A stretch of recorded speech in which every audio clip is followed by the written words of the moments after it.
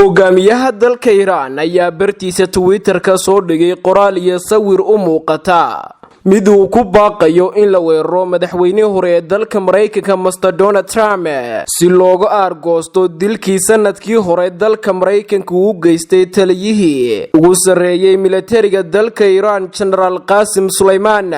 sawir la soo dhigay boggiisa rasmiga ayaa muujinaya madaxweynihii hore ee dalka Mareykanka oo golf ciyaaraya xilli laga arkayo hoostiisa wax u eg diyaaradaha dagaalka ama diyaaradaha waaweyn ee aan lahayn duuliyaha isla markaasina afka qalaad ugu yaqaan drones.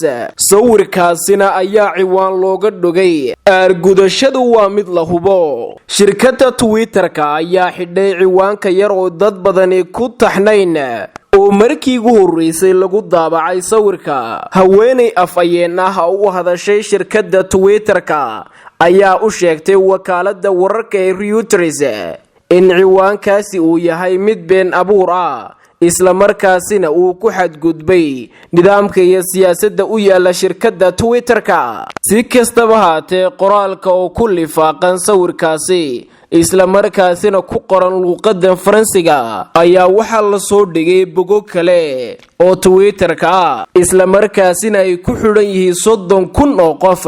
ma ahan markii ugu horeysay ee dalka Iiran ay hanjabaad noocan oo kala ay ku hanjabto isla markaasina ay ugu hanjabto madaxweynihii hore ee dalka Mareykanka Mr. Trump.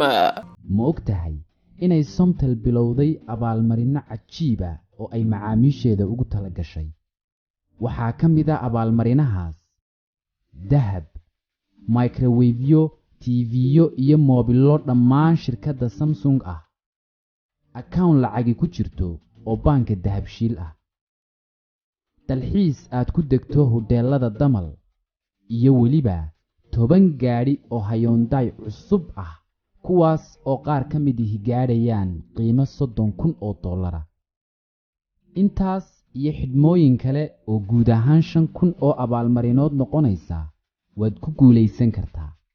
waxa aad ka mid noqonaysaa liiska tartamayaasha haddii aad ku shubato ku hadal ama aad ku shubato internet ama aad tahay qof ka ganacsada ku shubashada ama aad tahay qof u adeegsada dahab qaab shakhsi ah iyo qaab ganacsi ah. ka qaybgal macmiil oo ka mid noqo guuleystayaasha. si aad u hesho xog intan ka badan fadlan garaac 333 ama 111.